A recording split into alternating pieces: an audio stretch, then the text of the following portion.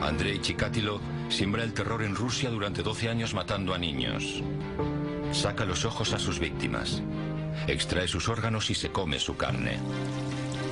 El payaso asesino John Wayne Gacy Jr. mata a jovencitos en Chicago. Tortura y mata a sus víctimas. Luego, las entierra en su sótano. ¿Por qué se comportan de una forma que podría describirse racionalmente como malvada? Son personas que torturan y asesinan a alguien sin tener motivos para hacerlo.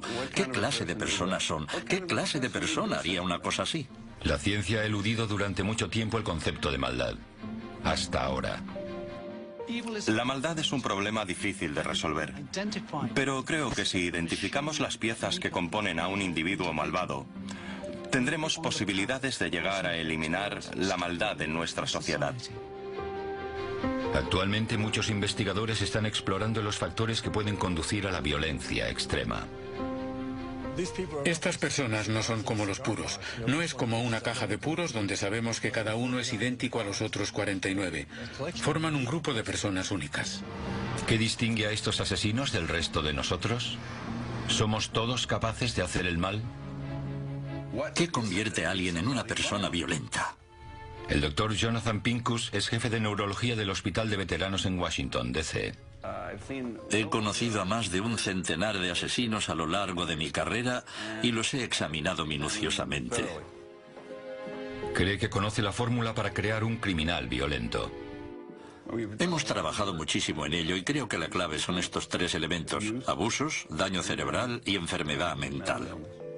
¿Podría la combinación de estos tres factores, abusos, enfermedad mental y daño o disfunción cerebral, crear un asesino? Investigaremos las vidas de los asesinos más conocidos para descubrir si esta teoría explica la violencia de sus actos. Empezaremos por el primer ingrediente: el daño cerebral. El cerebro de un asesino está dañado, por eso esa persona no es capaz de inhibir sus impulsos. Si piensa en hacer algo, lo más seguro es que lo haga. Si está haciendo algo, es muy difícil que deje de hacerlo. Si el área del cerebro que controla los impulsos está dañada, ¿puede llevarnos hasta el asesinato? El 1 de agosto de 1966, un hombre de 25 años llamado Charles Whitman se levanta, compra un arma y sube a la torre del reloj de la Universidad de Texas. Durante 96 minutos dispara a todas las personas que puede. Mató a 15 personas e hirió a otras 31 antes de que la policía lo matara de un disparo. Aquel fatídico día, Charles Whitman siente una necesidad imperiosa de matar. Pierde el control. Tras poner fin al mortal tiroteo de Charles Whitman, la policía encuentra una nota de suicidio. No entiendo qué me está pasando últimamente. Se supone que soy un hombre joven, normal, inteligente y razonable. Sin embargo, estos últimos días no recuerdo cuándo empezó. Soy víctima de muchos pensamientos extraños e irracionales. En su nota, Whitman pide que se estudie su cerebro. ¿Estaba dañada la mente de Whitman? Durante su autopsia, los médicos encontraron un tumor cerebral. Si un tumor afectaba el área del cerebro que controla los impulsos, algunos científicos creen que esto podría haber tenido algo que ver con su ataque de ira. Cuando levante el dedo, dirige tu mirada hacia él y luego vuelve a mirarme la nariz. Bien, bien. El doctor Pincus estudia el área del cerebro que controla los impulsos y la agresividad, el lóbulo frontal. Puede sufrir una disfunción neurológica a causa de un golpe en la cabeza, de un tumor cerebral. Puedes sufrir una disfunción neurológica por beber alcohol o intoxicarte con otra sustancia diferente, una infección. Existen muchas causas que pueden producir una lesión cerebral y esto puede provocar cambios en la capacidad de la persona para razonar. Vale, relájate. A través de unos sencillos test neurológicos determina si existe una disfunción en el lóbulo frontal. Una de las pruebas que hago es el seguimiento visual. Una gran parte del lóbulo frontal está relacionada con el seguimiento visual. Se le llama campo ocular frontal. Una persona debe ser capaz de seguir sin problemas mi dedo cuando lo muevo lentamente. Bien. Pero si sus ojos no siguen mi dedo, quiere decir que hay un seguimiento visual anormal e indicaría que algo va mal en el lóbulo frontal. Si existen daños, puede verse afectado el control de los impulsos y en casos extremos, como el de Charles Whitman, esto puede derivar en violencia. Otros asesinos presentan diferentes anomalías cerebrales. Cuando el payaso asesino John Wayne Gacy Jr. tenía 11 años, se golpeó con un columpio y a raíz de esto sufrió una serie de pérdidas de memoria temporales. 5 años más tarde, a los 16 años, se le detectó un coágulo de sangre en el cerebro. Gacy mató a 33 jóvenes en Chicago durante los años 70 y los enterró bajo su casa. Arthur Shawcross es uno de los asesinos múltiples más conocidos que sigue con vida. Mató a 2 niños y luego cumplió 14 años de condena. Tras su puesta en libertad en 1987, estranguló a 11 prostitutas en Rochester, Nueva York. En algunos casos, se comió sus restos. ¿Una lesión cerebral podría tener algo que ver con sus actos? Él alegó que había sufrido frecuentes golpes en la cabeza durante su juventud. La primera vez yo tenía 15 años, en el instituto, cuando me golpearon aquí en... En una pelea. Sí, eso es. Recuerdo que cuando me golpearon, me miré las manos y tenía toda la cara llena de sangre. Y entonces me caí, me desmayé. Los escáneres de su cerebro mostraron un quiste en su lóbulo temporal derecho. El doctor Pincus es el neurólogo que localizó el quiste en el cerebro de Shawcross. Está convencido de que una lesión cerebral es uno de los ingredientes necesarios para crear un asesino. Pero hay otro factor que puede servir de nexo entre la mente y la violencia. Un factor del cual puede que no sea consciente el asesino en potencia. Alguien estaba matando a esas mujeres. Pero no caí en la cuenta de que era yo quien lo estaba haciendo.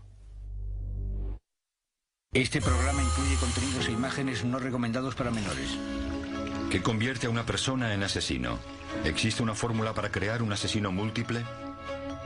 El doctor Jonathan Pincus es un neurólogo que ha estudiado a centenares de asesinos.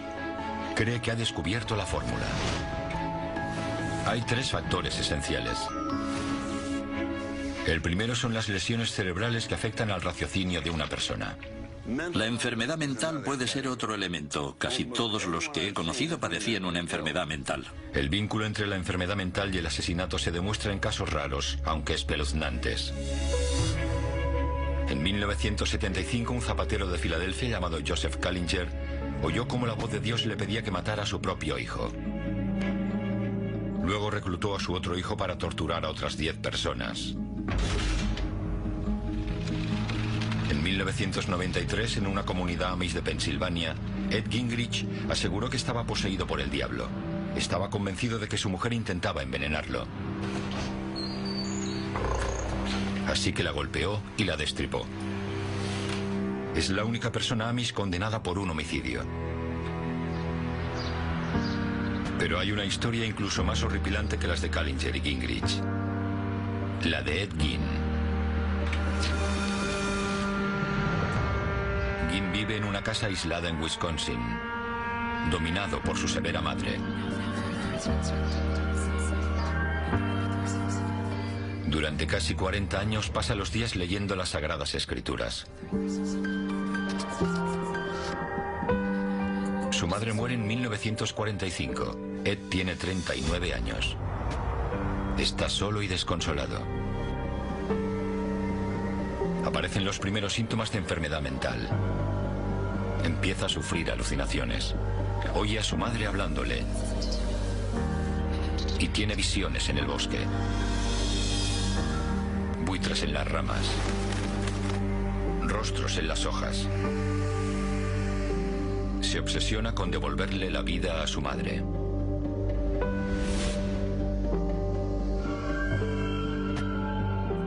Empieza a robar tumbas, a buscar en las notas necrológicas mujeres mayores que acaben de morir. Guarda su piel para hacer ropa y pantallas de lámparas. Utiliza sus cráneos como cuencos. Su enfermedad mental le provoca delirios. Cree que es un instrumento de Dios y que Dios le pide que mate. Ed Gein asesina a una dependiente de una tienda, una mujer mayor que se parece a su madre. Cuando la policía registra la casa de Gein, encuentra su cuerpo decapitado colgado boca abajo. Su cabeza está en un saco de lona. Le ha arrancado el corazón y lo guarda en una bolsa de plástico. Los órganos y huesos de los cuerpos están tirados por la casa. En las paredes ha colgado las caras en descomposición de 9 mujeres. Debajo de su cama, una caja con narices cortadas. Todas las habitaciones de la casa de Ed Gein están mugrientas, excepto una. La habitación de su madre. A Ed Gein lo consideraron demente y se le declaró incompetente, por lo que no se le procesó. Su historia supone un reto para la ciencia forense. ¿Cómo se diagnostica la locura? Correcto, correcto, correcto. No está mal. El doctor Paul Nestor es profesor de psicología de la Universidad de Massachusetts. Durante años trabajó en una institución para enfermos mentales de máxima seguridad, examinando asesinos para los tribunales. Cuando una persona se comporta de forma violenta, siempre surge la cuestión de que, bueno, ha perdido la cabeza, por lo tanto está loco. Y luego, por otra parte, también existe la opción de que simplemente tenga un mal carácter. Yo quería convertir la distinción entre la locura y la maldad en una ciencia. Su reto era poder distinguir un síntoma grave de enfermedad mental, de psicosis. Un estado en el que una persona no es capaz de diferenciar el mundo real del imaginario. Al igual que Ed Gein, un psicótico tiene alucinaciones, delira y sufre paranoia. Pero Ed Gein es un caso extremo. En la mayoría de los casos no está tan claro. Tras su arresto, los asesinos pueden alegar enfermedad mental. Es como si yo estuviera allí, pero también estaba aquí. Sí, Como si fuera 2 personas diferentes. como si observaras lo que estaba pasando. Exacto. El asesino múltiple Arthur Shawcross estranguló a 11 mujeres. Pero justo antes de esos asesinatos afirma que experimentó una ruptura con la realidad. Me sentía atontado. Me sentía extraño. Sí, Cuando estaba en Dunkin' Donuts, a unos 400 metros de la casa, sabía que la policía vendría allí. Que hablaría del caso y yo estaría allí sentado bebiendo café, comiéndome una rosquilla o hablando con algunas personas con las que me relacionaba, pero no me daba cuenta de que no era consciente de que era yo quien lo hacía. El jurado no creyó su defensa. Se le declaró cuerdo y culpable. Diagnosticar una enfermedad mental es muy difícil y solo lo pueden hacer expertos como el doctor Nestor, que se basan en una gran cantidad de tests. No puedo decirte cómo combinar las cartas, pero te indicaré si lo haces bien o mal. Están mezcladas y en cada caso tienes que ponerlas en el orden correcto para que cuenten la historia más lógica. Al paciente se le da una serie de tarjetas con dibujos. La mayoría de las personas pueden colocar estas tarjetas para crear una historia que tenga sentido. En este caso, jugar con cerillas puede provocar un incendio que puede descontrolarse y poner en peligro a los demás. Esta sucesión de hechos muestra el vínculo básico entre una acción y sus consecuencias. Las personas psicóticas tienen problemas para superar esta prueba. Les resulta difícil colocar las tarjetas en el orden correcto y entender la relación causa-efecto en un entorno social. Tras examinar a cientos de criminales, el doctor Nestor hace una observación crítica. Las creencias de los psicóticos son intensas. La gran mayoría de la gente que sufre enfermedades mentales no es violenta. Es muy raro que un asesino psicótico sea violento.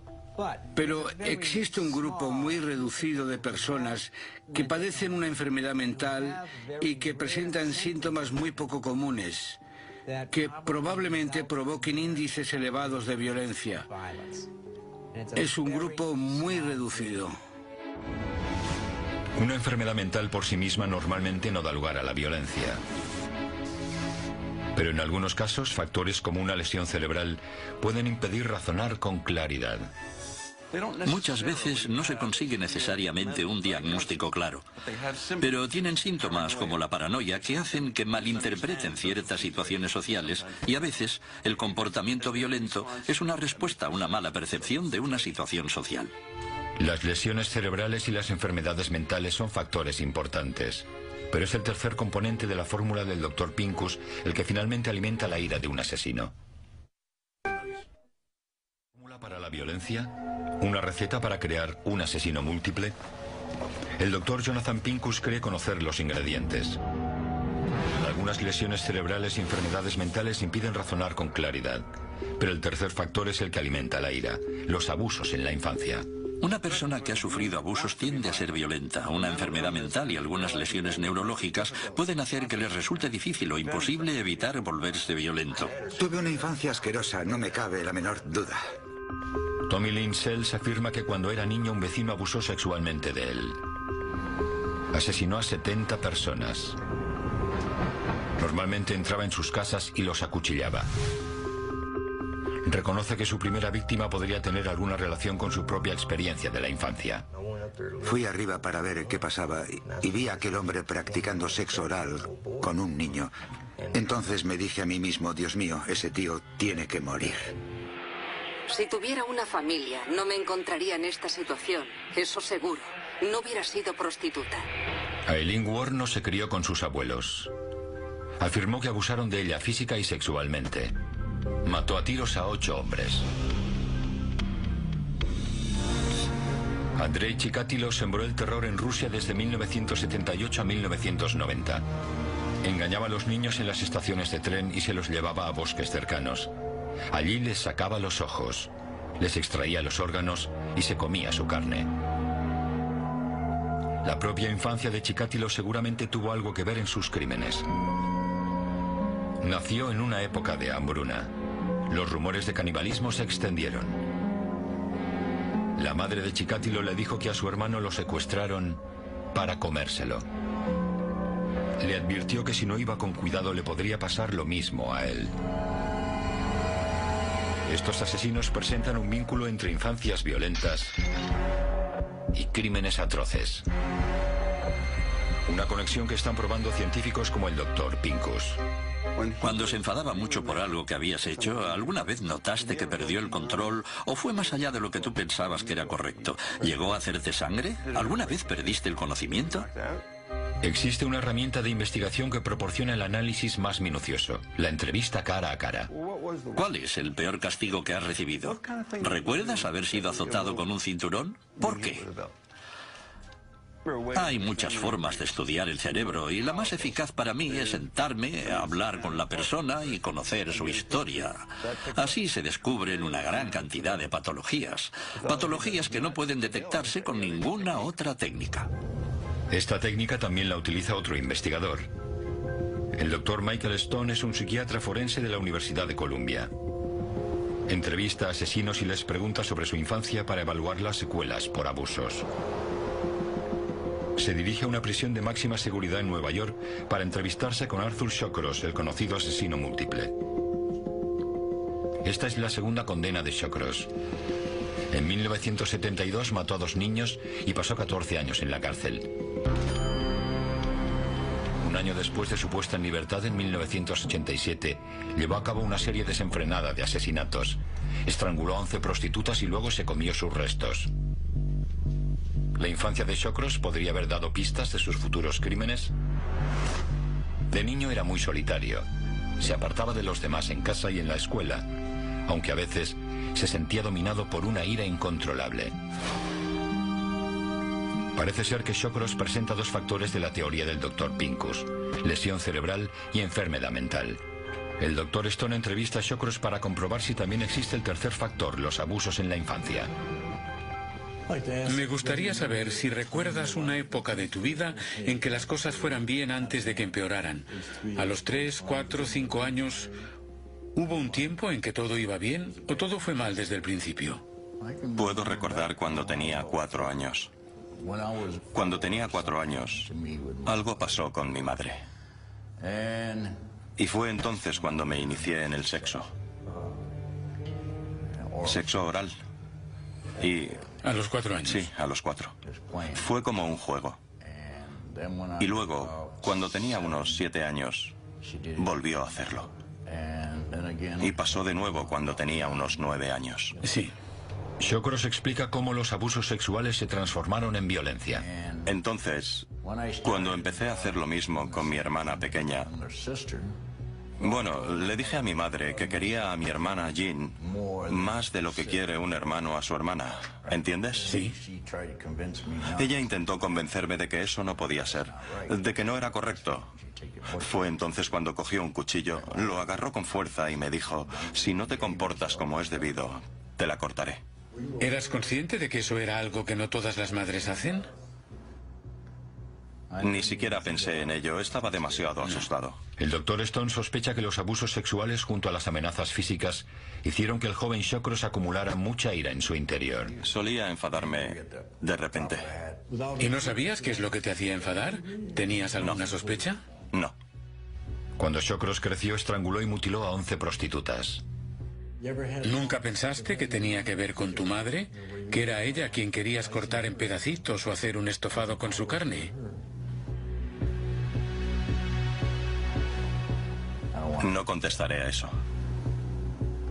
Porque eso podría ser comprensible, lo sabes. Sí, sería comprensible. Desde luego, quiero decir todo lo que... Esos pensamientos son... Tenía esos pensamientos. ¿Sí? Sí, quería hacerle daño de la peor forma posible, sí. Actualmente Arthur Shawcross está cumpliendo una condena de 250 años. Su historia confirma la teoría del Dr. Pincus de que los abusos en la infancia generan ira que puede manifestarse más tarde en la vida. Y en el caso de Arthur Shawcross, de una forma brutal. Si una persona sufre abusos o la maltratan cada día y teme con razón por su vida en casa de sus padres, está viviendo con las personas que supuestamente tienen que protegerle y sin embargo siente un miedo justificado porque todos los días teme que lo maten o lo descuarticen, lo quemen o lo torturen. Así ha crecido. Cuando esa persona es inmadura y no puede controlar sus impulsos, se convierte en un individuo muy peligroso. Las razones de los crímenes de muchos asesinos pueden encontrarse en experiencias de abusos o abandono. Charles Manson era hijo de una prostituta adolescente que le registró como sin nombre Maddox. Más tarde lo vendió por una botella de cerveza. Acabó liderando una secta que mató salvajemente a 5 personas. Edmond Kemper sufrió durante años el trato denigrante de una madre despiadada. Mató a 8 personas antes de decapitar a su madre, arrancarle la laringe y tirarla al triturador de basura. Según el Dr. Pincus, las lesiones cerebrales y las enfermedades mentales son la pólvora, y los abusos en la infancia encienden la mecha. Y si alguien presenta los 3 ingredientes de esta receta mortal, el resultado puede ser demoledor. Pero ¿puede la fórmula del Dr. Pincus explicar el comportamiento del asesino y torturador más extraño y sangriento? ¿A quién traéis? ¿Quiere hacer alguna declaración? Creo que sé cómo crear a un asesino múltiple. Coges a una persona que padezca una enfermedad mental y la torturas sin parar. La golpeas. Si haces eso, tendrás a una persona que querrá vengarse. Alguien que siente que le han tratado injustamente y desea conseguir poder. Si además hay una lesión neurológica, entonces tenemos a un individuo muy peligroso. Habrás conseguido crear a un asesino múltiple. ¿Quiere hacer alguna declaración? Gary Heidnik es uno de los asesinos y torturadores más sádicos de nuestros tiempos. ¿Puede la fórmula del Dr. Pincus arrojar luz sobre sus sangrientos crímenes? 1987. Gary Heidnik mantiene a 6 mujeres encadenadas en el sótano de su casa en Filadelfia. Durante meses las viola a diario. Les rompe los tímpanos para que no puedan oírle y sube el volumen de la radio para que nadie oiga sus gritos pidiendo ayuda. Quiere que le den hijos, pero cuando ve que no se quedan embarazadas, su crueldad se intensifica. Una de ellas muere de hambre. Heidnik mete los restos en una licuadora y los mezcla con comida de perros. Luego fuerza a las otras mujeres a comérsela.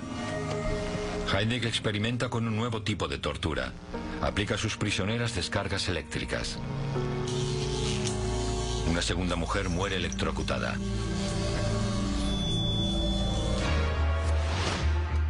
Precisamente Gary Heidnik surge a partir de la combinación de los factores que el Dr. Pincus ha determinado. El primero, una lesión cerebral. Heidnik se cayó de un árbol a los 6 años y sufrió lesiones neurológicas. La enfermedad mental es otro elemento. Casi todos los que he conocido padecían una enfermedad mental. El segundo factor, la enfermedad mental. Heidnik tenía antecedentes de esquizofrenia, paranoia y delirios. Su casa era muy extraña. Las paredes estaban cubiertas de billetes y monedas. Heidnik era casi un genio y un hábil inversor que amasó una fortuna de casi 400.000 euros. El tercer factor y definitivo son los abusos. Heidnik aseguró que los había sufrido. Durante su infancia en Cleveland, su padre, supuestamente, lo castigaba colgándolo por los pies desde la ventana de un tercer piso. Muchas personas son paranoicas e interpretan mal la realidad. Si además han estado reprimiendo impulsos violentos toda su vida, cuando todo esto surge, pueden hacer, y de hecho hacen, cosas horribles. En 1987 la policía descubrió a las mujeres prisioneras en el sótano de Heidnik.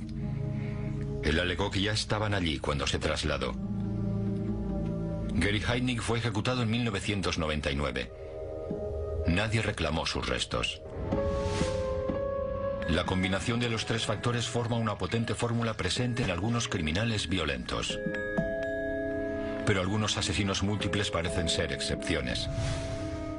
Asesinos múltiples como Ted Bundy. No había historial de enfermedades mentales. Ningún diagnóstico clínico de daños cerebrales. Tuvo una infancia poco corriente, pero no se sabe que sufriera abusos. En su juicio, su madre describió su estrecha relación. Ted es el mayor. Y se podría decir que también era mi ojo derecho y mi alegría. Nuestra relación fue siempre muy especial. En los años 70, Ted Bundy estranguló, golpeó y acuchilló al menos a 30 mujeres en Washington, Utah, Colorado y Florida. Para los asesinos como Bundy que no parecen presentar los tres factores, el Dr. Pincus comenta que hay otra área de la ciencia que ofrece una posible explicación a sus tendencias criminales. Y si esos investigadores están en lo cierto, podría haber millones de personas que se comportan como Ted Bundy. ¿Cómo se crea un asesino? ¿Hay una fórmula para aquellos considerados los más malvados? Existe una potente receta que incluye una enfermedad mental, daños cerebrales y abusos. Aunque hay asesinos que no muestran ninguno de estos elementos. Asesinos múltiples como Ted Bundy. ¿Qué explicación hay para que exista un asesino como él? Ted Bundy podría haber sido un psicópata. Podría sufrir este trastorno de la personalidad definido por la psicología moderna que ha creado polémica, pero que podría explicar algunas tendencias criminales. Se calcula que 1 de cada 100 personas es un psicópata. ¿Pero cómo es exactamente un psicópata? Existe una lista de características. Los psicópatas son personas encantadoras como Bundy, capaces de atraer a mujeres jóvenes con una escayola falsa y pidiéndoles ayuda. No me da miedo, no parece el tipo de persona capaz de matar a alguien. A los psicópatas se les dan bien las palabras y tienen facilidad para manipular y embaucar a la gente. Sorprendido, no sé, no sabía qué esperar, nunca había estado en la cárcel ni me habían arrestado. En el caso de Bundy incluso decidió ser su propio abogado. Asesinó al menos a 30 mujeres entre 1974 y 1978. Los psicópatas son egocéntricos como Jim Jones, que era líder de una secta y que en 1977 condujo a sus 900 seguidores hasta Jonestown, en Guyana, Sudamérica. Un año después los indujo a llevar a cabo un suicidio colectivo ingiriendo bebidas envenenadas. Los psicópatas también son presuntuosos, como Ian Brady, que se sintió con derecho a violar y asesinar. Mató salvajemente a 5 niños con la ayuda de su cómplice, Myra Hindley, y luego hizo un picnic sobre las tumbas superficiales de sus víctimas. Y quizá lo más importante, los psicópatas son insensibles por definición. Uno de los mejores ejemplos de un psicópata es el asesino conocido como BTK. BTK empieza su carrera como asesino en 1974, matando brutalmente a una familia en su casa de Wichita. No había estrangulado nunca a nadie, así que no sabía cuánta presión tenía que ejercer o durante cuánto tiempo. El asesino se burla de los medios de comunicación locales con una carta, bautizándose como BTK, que corresponde a las siglas en inglés de atar, torturar y matar.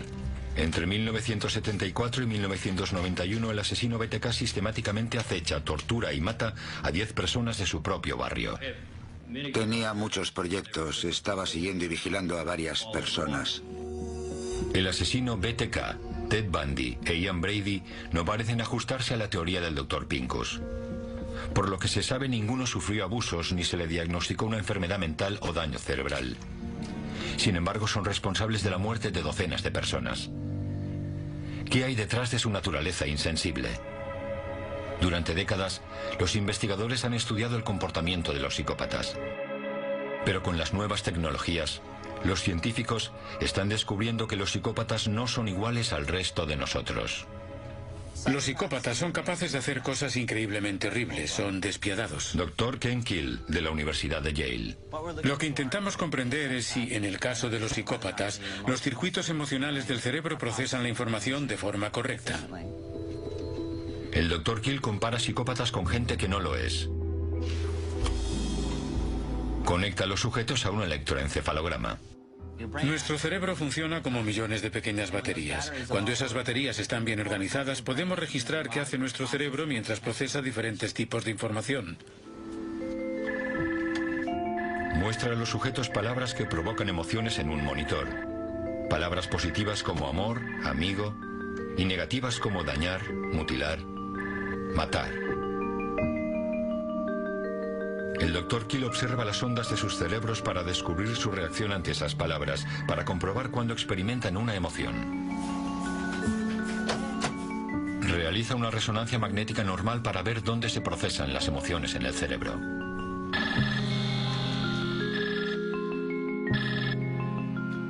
Hemos descubierto que los psicópatas no procesan la información emocional igual que el resto de nosotros. Keel ha averiguado que en la mente de un psicópata la respuesta emocional es menos activa. Si los psicópatas carecen de sentimientos, entonces no dudarán a la hora de actuar violentamente. Están desinhibidos.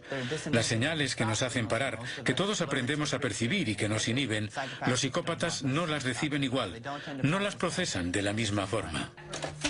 Un psicópata extremo como el asesino BTK no siente emociones. Esto quedó terroríficamente claro en 2005.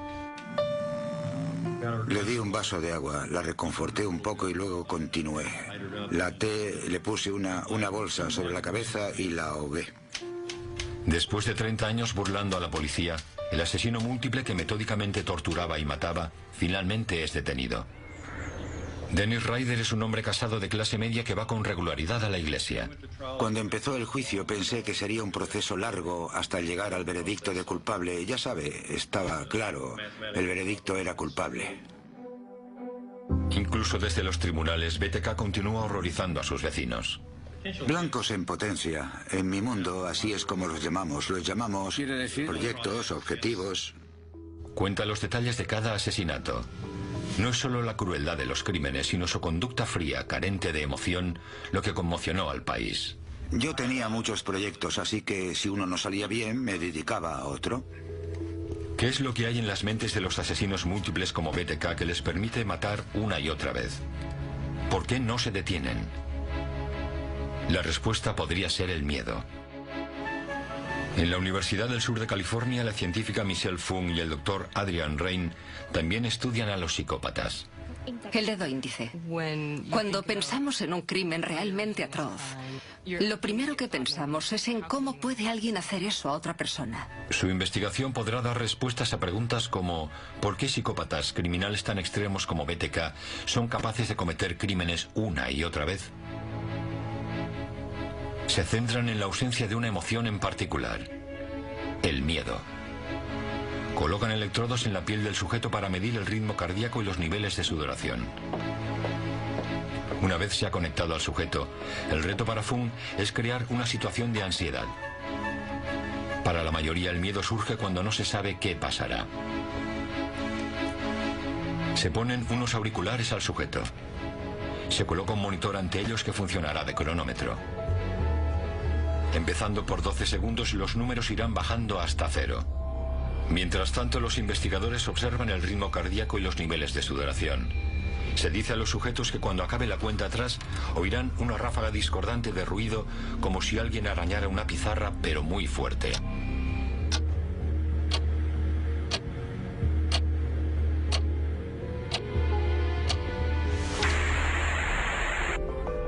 Obtienen un resultado interesante. La mayoría de la gente suda, los psicópatas no. Podría ser una pista. Puede que los psicópatas no se sientan inhibidos a cometer crímenes.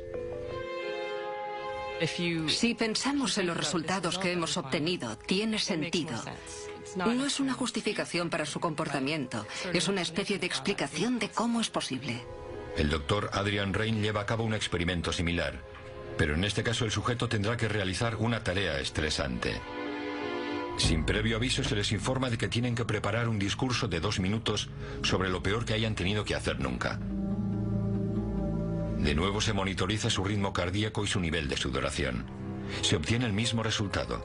Los psicópatas no sienten miedo. Carecen de la conexión biológica que normalmente les haría sentir miedo por anticipado. Los psicópatas son seres impasibles. Esto tiene una repercusión fascinante. Los psicópatas por naturaleza no sienten miedo. Esta falta de miedo permite a un psicópata como el asesino BTK mantener la calma, ignorar las emociones de los demás. Y quizá le permite asesinar una y otra vez. El doctor Rain ha llevado un paso más lejos la investigación. No solo ha escaneado el cerebro de los psicópatas, sino que ha visto el interior de las mentes de los asesinos. Muchos investigadores se están embarcando en un importante viaje. ¿Qué es la maldad? La maldad se define por una serie de factores, pero ¿se puede ser más malvado que una persona que quita la vida a alguien? ¿Alguien que viola a otra persona? Eso es realmente la maldad. Están estudiando los factores que pueden llevar a la violencia extrema, a acciones llenas de maldad. En su estudio han observado a sujetos que muestran tendencias hacia el comportamiento criminal. Personas que pueden ser muy violentas. Pero en su estudio, el Dr. Rain le da un enfoque totalmente diferente. En lugar de observar asesinos en potencia, estudia los cerebros de asesinos convictos. Aunque parezca sorprendente, nunca se ha hecho un estudio de este tipo con asesinos. Nunca se les ha comparado con personas normales para ver si sus cerebros realmente son diferentes. ¿La mente de un asesino es diferente a la nuestra? Han llevado a 41 asesinos convictos al laboratorio del Dr. Rain.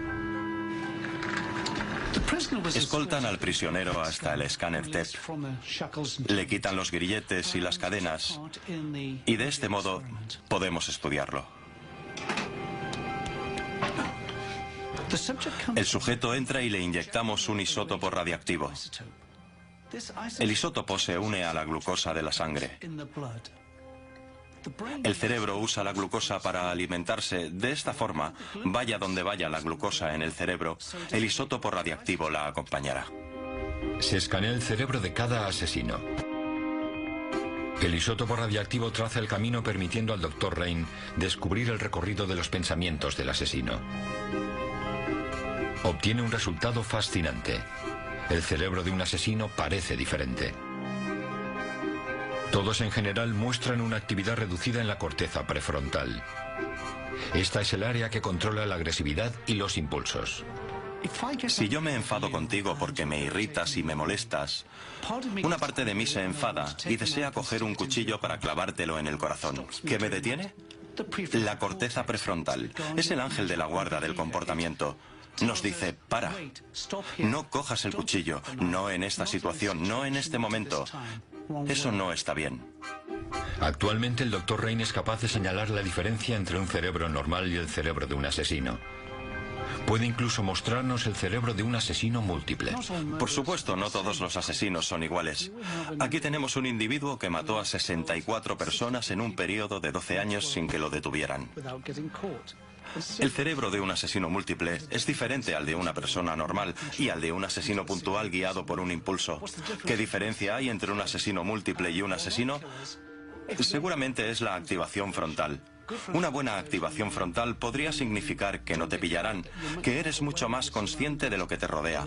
Eres consciente de las señales que predicen un castigo, que indican que la policía te sigue la pista. Pero la comparación no es tan simple. Aquí tenemos a un individuo que parece tener el cerebro típico de un asesino múltiple. Lo interesante de este cerebro es que es el mío. Lo que quiero resaltar con esto es que este método no es fiable. Hay personas claramente normales, como yo, que tienen un cerebro anormal. Y viceversa. Hay individuos anormales, asesinos, que tienen cerebros normales. La violencia y el homicidio son muy complejos. Intervienen demasiados factores. Mientras que parece poco probable que podamos predecir crímenes violentos sin una sombra de duda, cuando nos asomamos a las mentes de los asesinos múltiples descubrimos cosas sorprendentes. Al conocer la mente dañada y la atormentada infancia de Arthur Shawcross y Gary Heidnik, y al comprender las tendencias psicóticas de Ted Bundy y Dennis Rader, las piezas del puzzle empiezan a encajar. Los psicópatas son como un puzzle muy complejo. Ahora estamos empezando a identificar las primeras piezas de él. Cada pequeña prueba científica es una pista para poder descifrar el código del que se compone la mente de un asesino. La razón por la cual es importante saber esto es porque la sociedad tiene un interés tremendo en localizar e impedir la violencia. Así que la ciencia continúa estudiando el carácter y la educación de los asesinos múltiples para desvelar sus secretos, con la esperanza de que algún día no solo podamos comprender, sino que también podamos protegernos de los actos con un alto índice de maldad.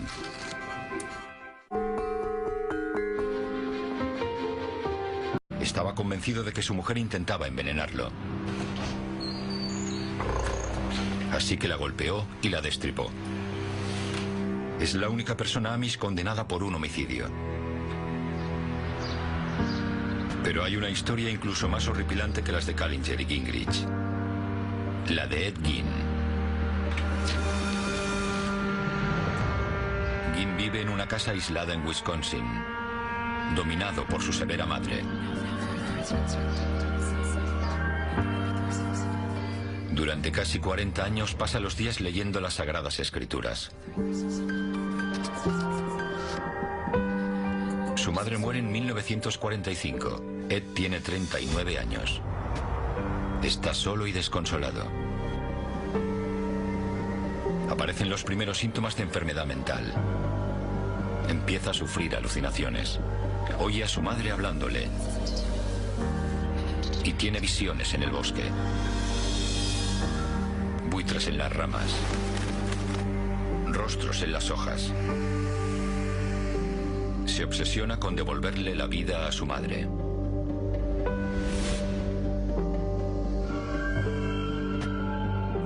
Empieza a robar tumbas, a buscar en las notas necrológicas mujeres mayores que acaben de morir. Guarda su piel para hacer ropa y pantallas de lámparas. Utiliza sus cráneos como cuencos.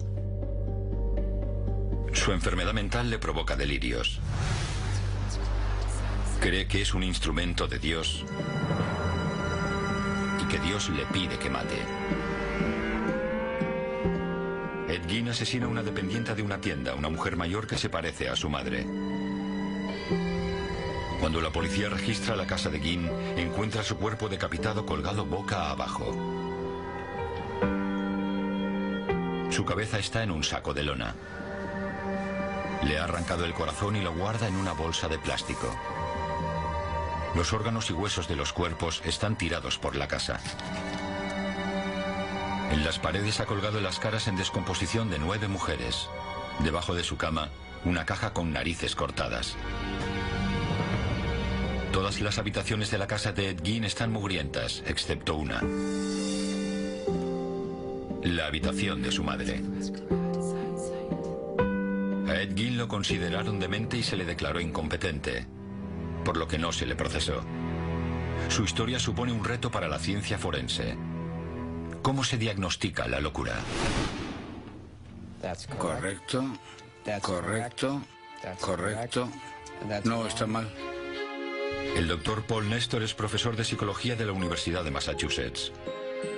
Durante años trabajó en una institución para enfermos mentales de máxima seguridad, examinando asesinos para los tribunales. Cuando una persona se comporta de forma violenta, siempre surge la cuestión de que, bueno, ha perdido la cabeza, por lo tanto está loco.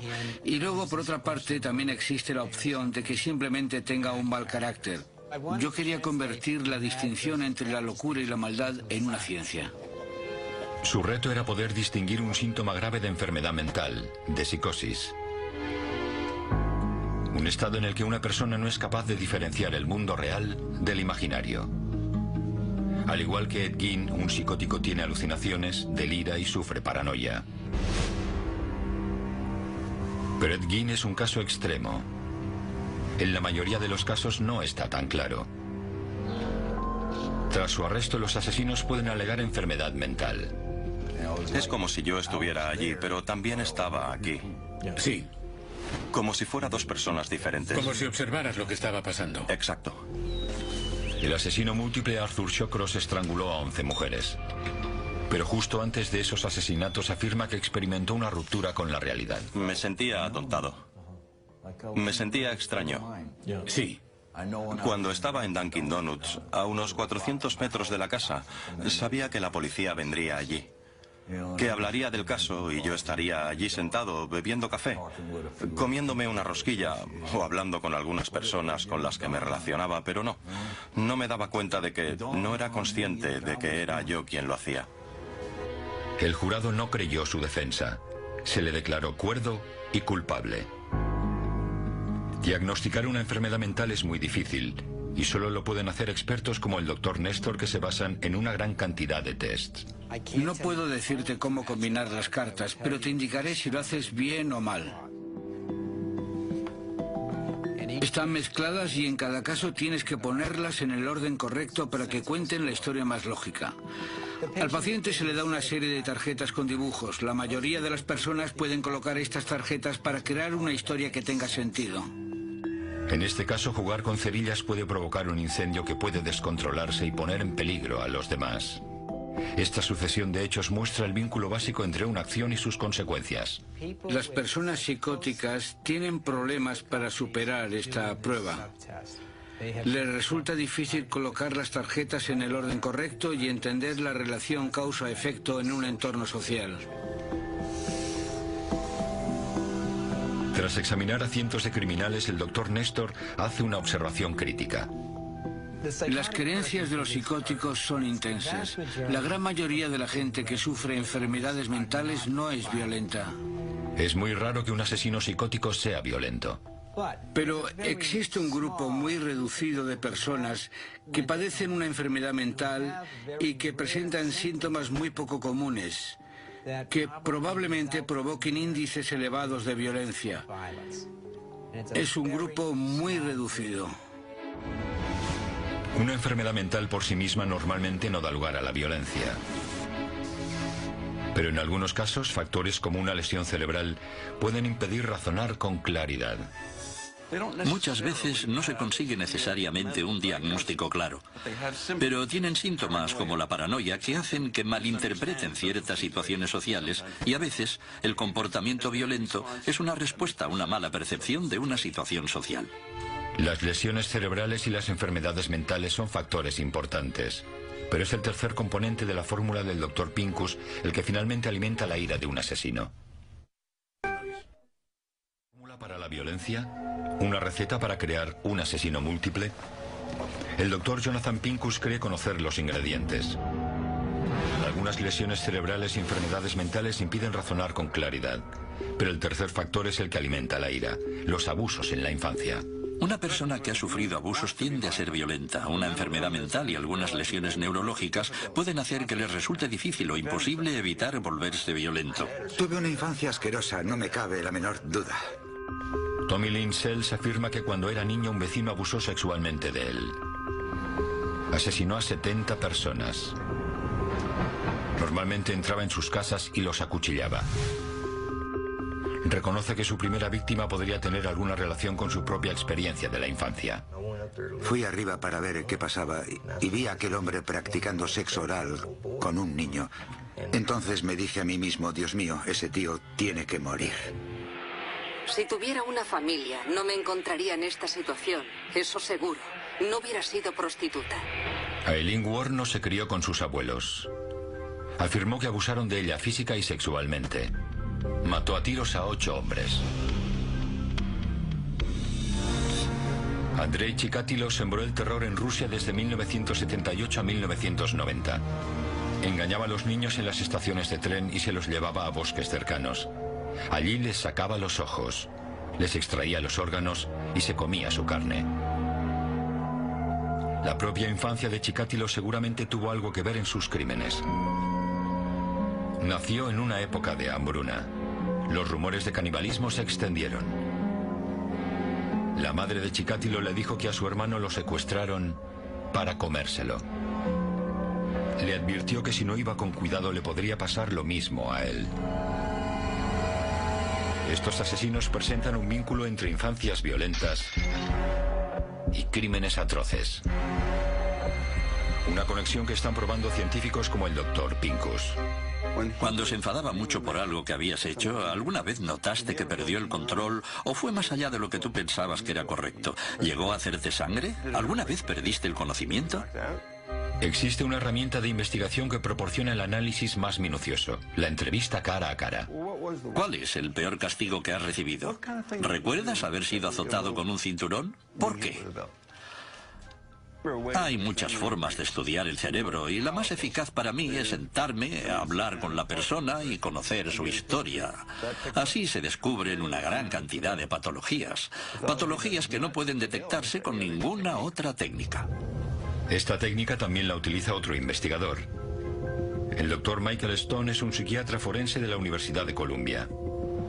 Entrevista a asesinos y les pregunta sobre su infancia para evaluar las secuelas por abusos. Se dirige a una prisión de máxima seguridad en Nueva York para entrevistarse con Arthur Shawcross, el conocido asesino múltiple.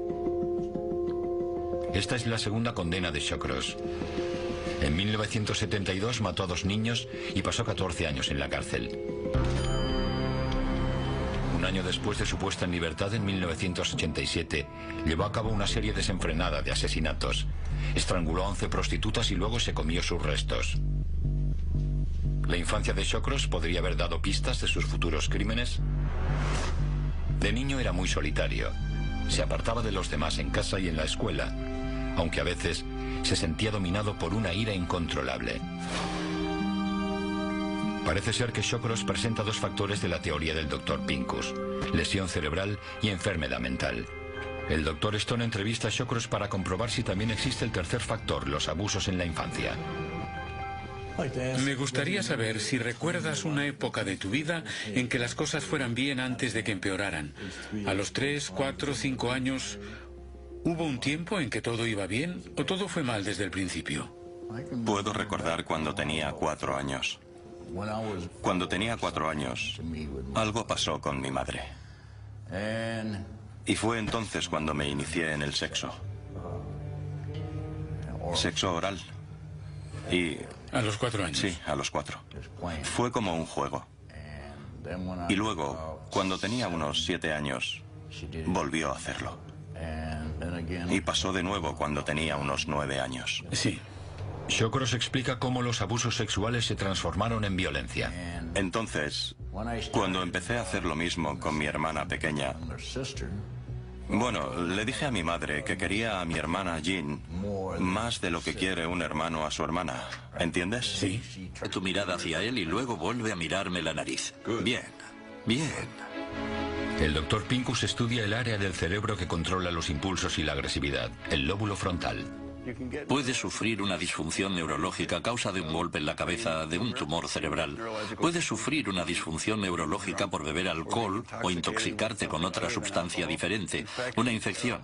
Existen muchas causas que pueden producir una lesión cerebral y esto puede provocar cambios en la capacidad de la persona para razonar.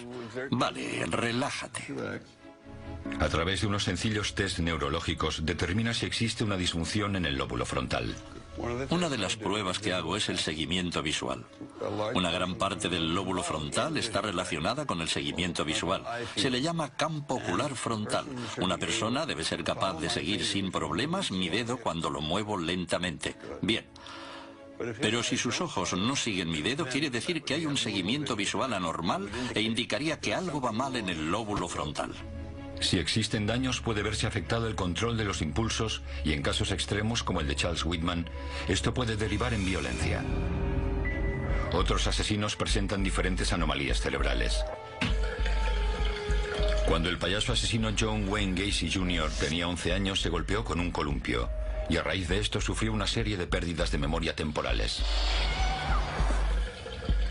5 años más tarde, a los 16 años, se le detectó un coágulo de sangre en el cerebro. Gacy mató a 33 jóvenes en Chicago durante los años 70 y los enterró bajo su casa. Arthur Shawcross es uno de los asesinos múltiples más conocidos que sigue con vida. Mató a 2 niños y luego cumplió 14 años de condena. Tras su puesta en libertad en 1987, estranguló a 11 prostitutas en Rochester, Nueva York. En algunos casos, se comió sus restos.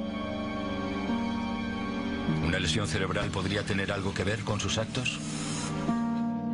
Él alegó que había sufrido frecuentes golpes en la cabeza durante su juventud. La primera vez yo tenía 15 años en el instituto cuando me golpearon aquí ¿En una pelea? Sí, eso es. Recuerdo que cuando me golpearon me miré las manos y tenía toda la cara llena de sangre. Y entonces me caí, me desmayé. Los escáneres de su cerebro mostraron un quiste en su lóbulo temporal derecho. El Dr. Pincus es el neurólogo que localizó el quiste en el cerebro de Shawcross. Está convencido de que una lesión cerebral es uno de los ingredientes necesarios para crear un asesino. Pero hay otro factor que puede servir de nexo entre la mente y la violencia.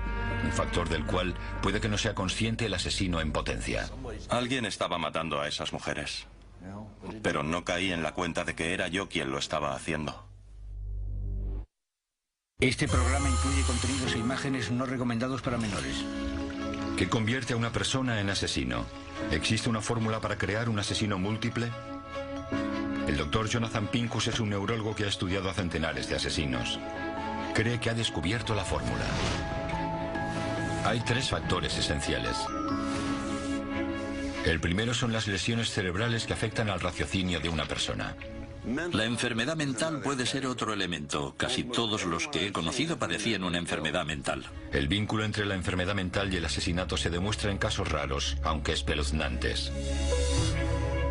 En 1975, un zapatero de Filadelfia llamado Joseph Kallinger oyó cómo la voz de Dios le pedía que matara a su propio hijo. Luego reclutó a su otro hijo para torturar a otras 10 personas.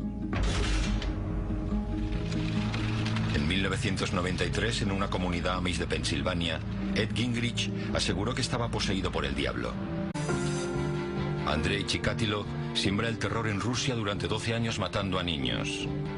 Saca los ojos a sus víctimas, extrae sus órganos y se come su carne. El payaso asesino John Wayne Gacy Jr. mata a jovencitos en Chicago. Tortura y mata a sus víctimas. Luego, las entierra en su sótano.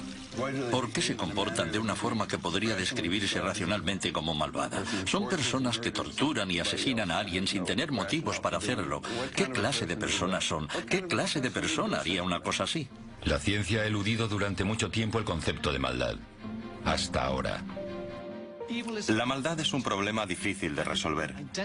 Pero creo que si identificamos las piezas que componen a un individuo malvado, tendremos posibilidades de llegar a eliminar la maldad en nuestra sociedad. Actualmente muchos investigadores están explorando los factores que pueden conducir a la violencia extrema. Estas personas no son como los puros. No es como una caja de puros donde sabemos que cada uno es idéntico a los otros 49. Forman un grupo de personas únicas. ¿Qué distingue a estos asesinos del resto de nosotros? ¿Somos todos capaces de hacer el mal?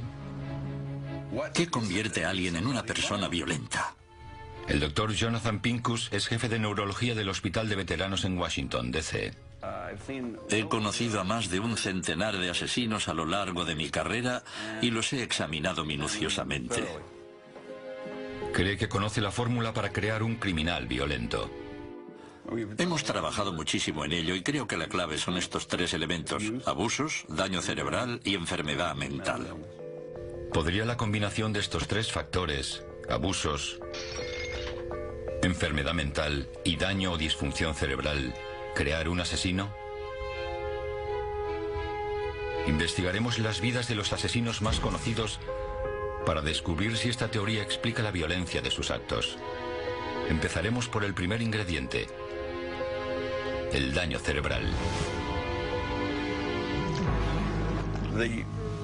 El cerebro de un asesino está dañado, por eso esa persona no es capaz de inhibir sus impulsos. Si piensa en hacer algo, lo más seguro es que lo haga. Si está haciendo algo, es muy difícil que deje de hacerlo. Si el área del cerebro que controla los impulsos está dañada, ¿puede llevarnos hasta el asesinato? El 1 de agosto de 1966, un hombre de 25 años llamado Charles Whitman se levanta, compra un arma y sube a la torre del reloj de la Universidad de Texas. Durante 96 minutos dispara a todas las personas que puede. Mató a 15 personas e hirió a otras 31 antes de que la policía lo matara de un disparo. Aquel fatídico día, Charles Whitman siente una necesidad imperiosa de matar. Pierde el control. Tras poner fin al mortal tiroteo de Charles Whitman, la policía encuentra una nota de suicidio. No entiendo qué me está pasando últimamente.